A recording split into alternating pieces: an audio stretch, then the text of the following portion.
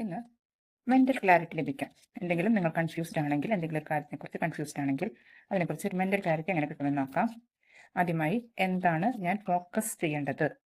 ആദ്യത്തെ കാർഡ്. എന്താണ് ഞാൻ സ്വീകരിക്കേണ്ടത് അല്ലെങ്കിൽ എന്താണ് ഞാൻ ആക്സെപ്റ്റ് ചെയ്യേണ്ടത്?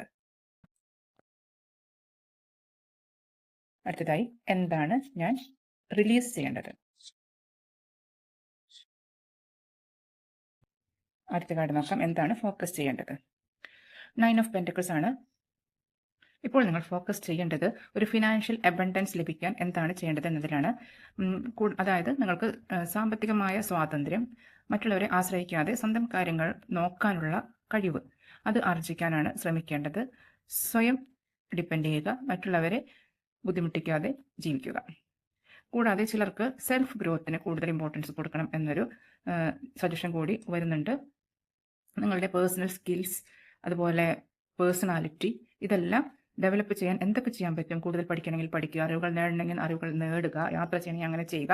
പേഴ്സണൽ ഗ്രോത്തിന് എന്താണ് നിങ്ങൾക്ക് വേണ്ടതെന്ന് വെച്ചാൽ അത് ചെയ്യണം എന്നുള്ളൊരു നിർദ്ദേശം കൂടിയുണ്ട്. അടുത്തതായി എന്താണ് ഞാൻ ആക്സെപ്റ്റ് ചെയ്യേണ്ടത് എന്ന് ചോദിച്ചപ്പോൾ 9 ഓഫ് കപ്സ് ആണ് വന്നിരിക്കുന്നത്. 9 ആണ്, ഭയങ്കര ഇമ്പോർട്ടൻ്റ് ആണ്. 9 ഓഫ് കപ്സ് ആണ് വന്നിരിക്കുന്നത്. 9 ഓഫ് കപ്സ് എന്ന് വെച്ചാൽ ഒരു ഇമോഷണൽ ഫുൾഫിൽമെൻ്റ് ആണ്. അപ്പം നമുക്ക് സ്വാഭാവികമായി സാമ്പത്തികമായ ഒരു സ്വാതന്ത്ര്യം നമുക്ക് ലഭിച്ചു കഴിഞ്ഞാൽ സ്വാഭാവികമായും നമുക്ക് മാനസികമായ ഒരു സംതൃപ്തി തീർച്ചയായും ഉണ്ടായിരിക്കും. അപ്പോൾ ആ ഒരു ഇമോഷനെയാണ് നമ്മൾ സ്വീകരിക്കേണ്ടത്. പണം സമ്പാദിക്കുന്നത്, സ്വന്തം കാര്യം നോക്കുന്നതും ഒരു തെറ്റൊന്നുമല്ല. അത് നമ്മളുടെ ഒരു അവകാശമാണ്. U deserve it. നമ്മൾ ആദ്യം അത് നമ്മൾ അർഹിക്കുന്നുണ്ട് എന്ന് സ്വയം ബോധ്യപ്പെടുത്തുകയാണ് വേണ്ടത്. അപ്പോൾ തന്നെ ആ മണി ബ്ലോക്കേജ് മാറിക്കിട്ടും. ചിലരുടെ ഒരു കൺസെപ്റ്റ് ഉണ്ട്, ഒരുപാട് പണം സമ്പാദിക്കുന്ന അത്യാഗ്രഹമാണ്. അതൊക്കെ വെറും തെറ്റിദ്ധാരണകൾ മാത്രമാണ്. അത് നമുക്ക് മണി എനർജി നമ്മളിലേക്ക് വരുന്നതിന് കൂടുതൽ ബ്ലോക്കേജ് സൃഷ്ടിക്കുക മാത്രമേ ഉള്ളൂ. ഇനി എന്താണ് റിലീസ് ചെയ്യേണ്ടത് എന്ന് നോക്കുമ്പോഴത്തേക്ക് 4 ഓഫ് കപ്സിൻ്റെ എനർജിയാണ്. അതായത് മുൻപ് സംഭവിച്ചിട്ടുള്ള നഷ്ടങ്ങളെക്കുറിച്ചോർത്ത് ആ ഭയം നിങ്ങളുടെ ഉള്ളിൽ ഉണ്ടെങ്കിൽ അത് പൂർണ്ണമായും ത്യജിക്കാനാണ് പറയുന്നത്. അങ്ങനെയുള്ളൊരു ഭയം, ഉൾഭയം ഉണ്ടെങ്കിൽ അത് നിങ്ങളെ പിന്നിലോട്ട് വലിക്കും. നെഗറ്റിവിറ്റി മനസ്സിൽ നിന്ന് കളയുക. ഒരുപാട് പോസിറ്റീവ് ചേഞ്ചസ് ആണ് നിങ്ങൾക്ക് സംഭവിക്കാനിരിക്കുന്നത്. ഇത്തരത്തിലൊരു നെഗറ്റീവ് ചിന്താഗതി ഉണ്ടെങ്കിൽ അത് മറ്റൊരു വലിയ ബ്ലോക്കേജ് ആയിരിക്കും.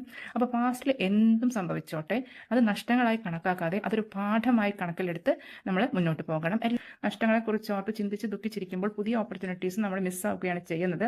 അപ്പോൾ എന്താണ് നമ്മളിലേക്ക് വരുന്നത് എന്ന് ശ്രദ്ധിച്ച് പഴയതിനെക്കുറിച്ച് നഷ്ടപ്പെട്ടതൊക്കെ വിട്ട് കളഞ്ഞ് പുതിയൊരു ജീവിതത്തിന് തയ്യാറായിരുന്നാൽ നിങ്ങൾക്ക് ഇമോഷണൽ സാറ്റിസ്ഫാക്ഷനും ലഭിക്കും, സാമ്പത്തിക സ്വാതന്ത്ര്യവും അബണ്ടൻസും നിങ്ങൾക്ക് ലഭിക്കും.